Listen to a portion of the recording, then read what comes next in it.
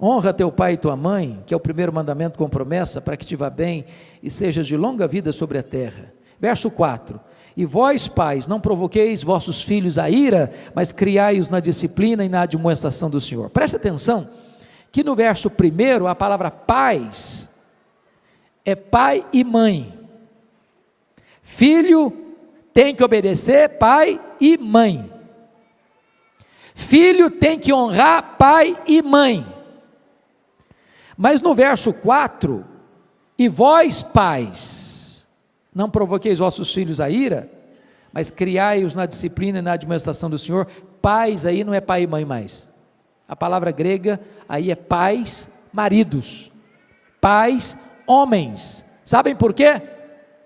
Porque diante de Deus, o responsável pela formação espiritual dos filhos é do marido.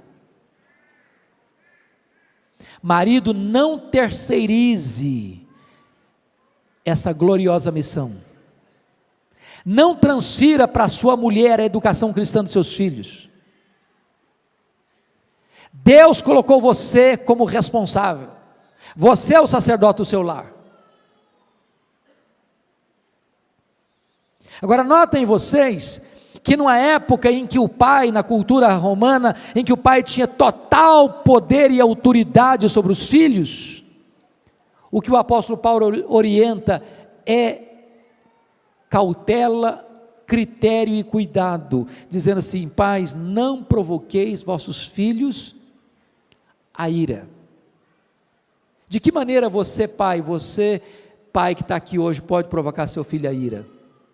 Primeiro, você provoca seu filho a ira quando você fala uma coisa e vive outra. Quando você diz: meu filho, você tem que ser verdadeiro, você tem que ser honesto. Aí o telefone toca. Aí você diz: fala que eu não estou não. E o filho fica em dúvida: mas que negócio é esse? Meu pai disse que tem que ser verdadeiro, tem que ser honesto, e manda eu mentir?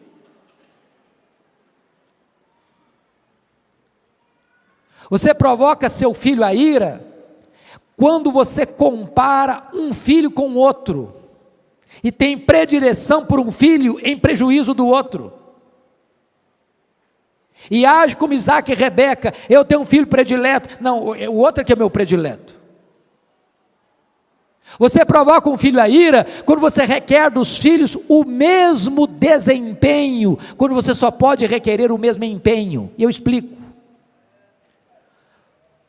José e João são irmãos, filhos do mesmo pai, da mesma mãe, vão para a aula, a mesma prova, um tira 10, o outro tira 8.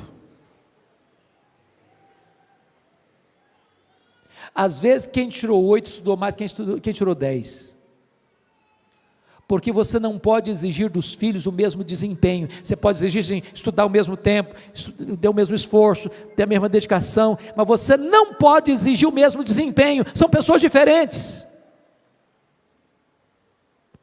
Você provoca um filho a ira quando você cobra sempre e não elogia nunca. Por exemplo, o menino chega em casa todo feliz, diz: papai, eu tirei 9 na prova de matemática, e você diz: menino, quando é que você vai tirar 10? O menino fica todo desanimado, falei: nunca vou conseguir agradar meu pai. O que você poderia dizer para ele? Parabéns, meu filho, parabéns, você tirou 9, eu acho que você tem potencial para tirar 10. Você valorizou seu filho, você encorajou-a a prosseguir e avançar um pouco mais. Você provoca seu filho a ira quando você dá mais valor a coisas do que a pessoas. Você lisa mais o seu carro do que faz polimento nos relacionamentos. Você tem mais ciúme do seu carro do que da sua família.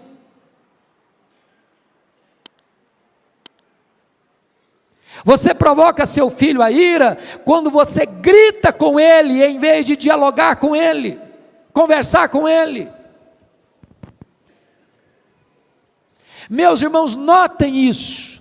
Antes de Deus nos ensinar o que fazer, Deus nos mostra o que não fazer. Agora ele diz, mas criai-os na disciplina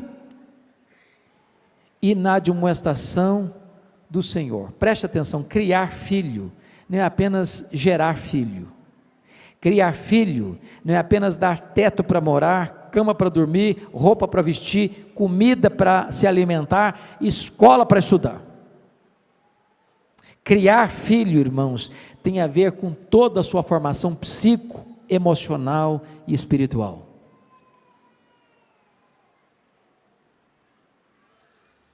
Nós estamos vivendo uma geração muito complicada. Tem muitos pais que terceirizam os filhos para outros cuidarem, para outros educarem. E eu quero crer em nome de Jesus que aqui não tem nenhum pai nem uma mãe que entregue seus filhos à babá eletrônica.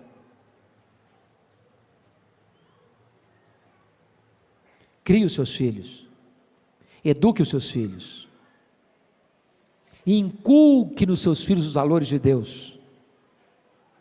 Gaste tempo com seus filhos, senta com eles, conta o que Deus fez na sua vida, quão maravilhoso é Deus, conte para eles, isso é educá-los, mas mais, na disciplina e na admoestação do Senhor. Hoje nós vivemos numa geração que o Estado está interferindo na família. Eu acho tão curioso isso. Um pai e uma mãe não podem dar um tapa num filho mais, mas matar pode, abortar pode. Já perceberam a incoerência? Pai e mãe não podem disciplinar, mas se quiser entrar e tirar lá do sacrário do ventre materno, esquartejar, envenenar e arrancar de lá, aí pode. Agora deixa eu dizer uma coisa para você, todo filho precisa de limites, de disciplina, tem que ter horário para chegar, tem que ter horário para sair, tem que saber aonde vai, tem que saber com quem vai, tem que saber o que vai fazer, tem que saber a hora que vai voltar. Filho precisa de limites. Eu não sei quantos de vocês na década de 80 assistiram o filme ou leram o livro Eu, Cristiane F., 13 anos, drogada, prostituída. A mãe, criada numa família muito rigorosa nos limites, na disciplina, ela pensou, o dia que eu crescer, o dia que eu for mãe, a minha filha não terá limites, eu vou deixar ela livre. Essa é a pregação da sociedade de hoje, é isso que está nas telenovelas, é isso que a televisão está ensinando todo dia, é isso que a cultura moderna está dizendo, os filhos é quem faz as suas escolhas, você não interfere em nada. A Bíblia diz exatamente o contrário, a Bíblia diz que você põe limites, filhos precisam de limites. Sabe o que aconteceu? Essa mulher teve uma filha, não pôs limites, deixou ela livre. Com 13 anos, a menina estava drogada, a menina estava prostituída, a menina estava destruída, e ela chorando diz, pensando que estava dando liberdade à minha filha, eu destruí a minha filha. Deixa eu dizer uma coisa para você pai e você mãe, nem sempre nossos filhos vão gostar de receber um não, nem sempre. Eu não sei se os filhos de vocês são como os meus, mas eu cheguei às vezes a falar não para o filho, ele ficou emburrado comigo, fechou a cara, trancou-se no quarto e começou a chorar. Deixa eu dizer uma coisa para você, choro não mata filho, choro não mata filho, mas não colocar limites mata filho, destrói filho. Deixa eu dizer outra coisa para vocês, pai e mãe tem que ter coragem de interferir no namoro dos filhos. Preste bem atenção nisso. Pai e mãe tem que ter coragem de interferir no namoro dos filhos. O que é que eu quero dizer com isso? A menininha começou a namorar, o rapazinho começou a namorar, não conversa com mais ninguém, não tem mais relacionamento com ninguém na igreja, se isolou do mundo. Chega em casa, se tranca no quarto, quando você vai olhar, atender o telefone, está com a cara cheia de lágrima. Ô gente, namoro ruim é ensaio para um casamento trágico. Você já viu um namoro ruim dar casamento bom? Então, se o namoro é ruim, é hora de você interferir, sim. Não dá, meu filho, não dá, minha filha, vamos parar com isso. Você já escutou aquele ditado? É melhor você ficar meia hora vermelho do que a vida inteira amarelo? Depois os seus filhos vão agradecer a você. Tem que ter coragem, disciplina. Tem hora que a única linguagem que os nossos filhos vão entender é a linguagem da disciplina. Não pode, não vai, não fica. Não é agradável dizer isso não, irmãos. Você está pensando que é fácil? Mais fácil, não faz, vai, não tem problema não, chega a qualquer hora, não sei para onde vai, tudo bem. Não, tudo bem não, os filhos precisam de limites. Deixa eu dizer outra coisa para vocês. Ah, mas agora meu filho tem 18 anos, agora faz o que quiser. Está debaixo do seu teto? Está debaixo do seu teto? Quem manda lá é você, varão. Quem manda lá é você. Não tem desse negócio que fez 18 anos agora, manda e faz o que quer, não. Filho precisa honrar pai e mãe. Eu nunca vi um filho que honra pai e mãe sendo mal sucedido na vida porque honrou pai e mãe. Nunca vi. Mas vejo todo dia jovens morrendo cedo, jovens entrando em quadrilhas de crime, de drogas e de tudo enquanto é coisa ruim, porque não honra pai e mãe, porque não escuta pai e mãe, porque não obedece pai e mãe. Em nome de Jesus, é hora de nós assumirmos o nosso posto e disciplinar, por limites. Mas a Bíblia diz mais: criai-os na admoestação. A palavra admoestação tem a ver agora com conversa, com confronto verbal. Porque às vezes, meus irmãos, sabe o que acontece dentro da família? Quando não está bem, um fica para cá, outro fica para lá. Há um silêncio, o medo da conversa, o medo do confronto, o medo do enfrentamento. Eu não estou falando de brigar não, irmãos, eu não estou falando de gritar não. A autoridade não é falar alto, a autoridade não é dar murro na mesa.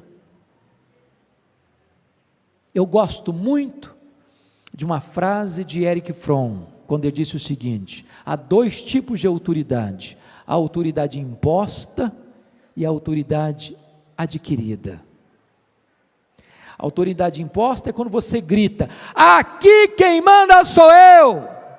Quando você precisa gritar para falar isso, é porque já perdeu a autoridade.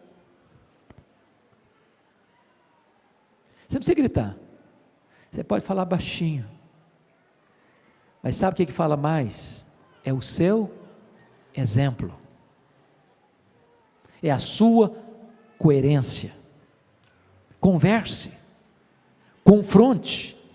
Mas ao conversar com seu filho, confrontar o seu filho, confronte com a Bíblia aberta, confronte com o coração quebrantado, confronte com lágrimas nos olhos, confronte para passar para o seu filho o seguinte: meu filho, eu estou falando isso para você porque eu te amo, porque eu quero melhor para a sua vida, porque eu me interesso por você, porque seria muito mais fácil eu deixar para lá, seria muito mais cômodo.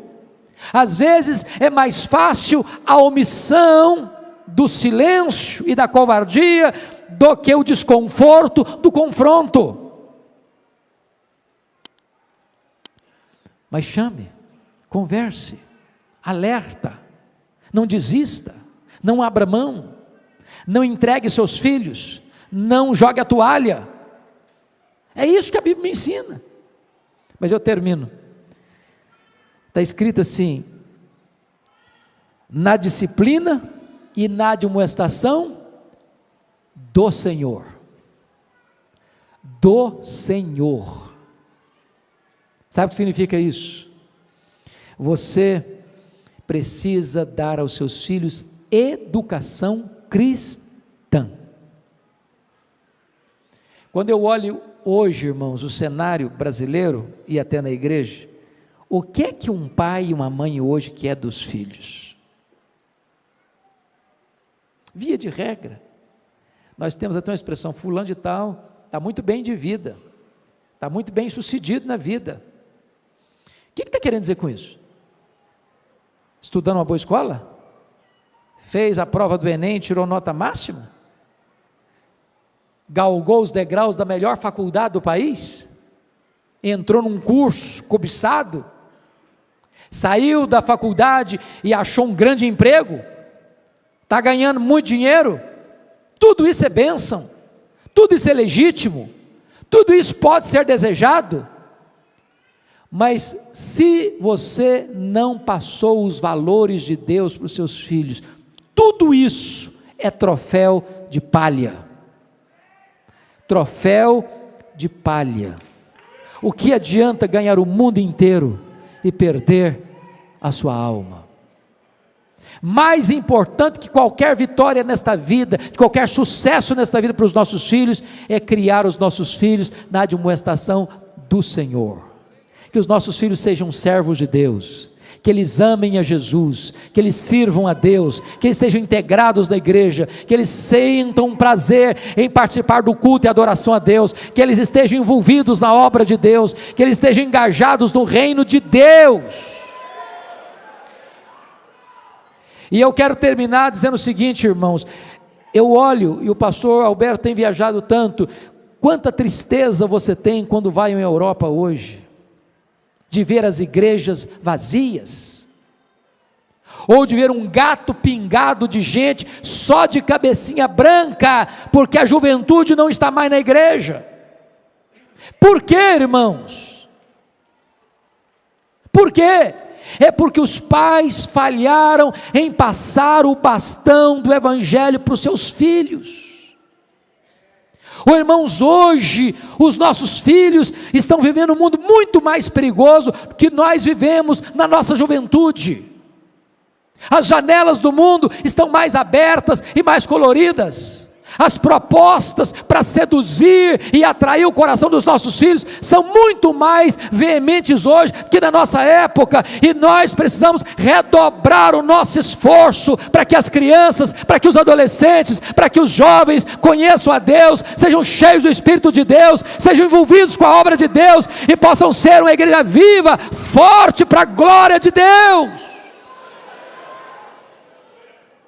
Nós não podemos perder esta geração, queridos. Nós não podemos fracassar, deixando de transmitir e passar o bastão do evangelho para esta geração, para que a futura igreja, a igreja de amanhã, seja mais viva, mais forte e mais cheia do Espírito Santo do que a igreja que vivemos hoje.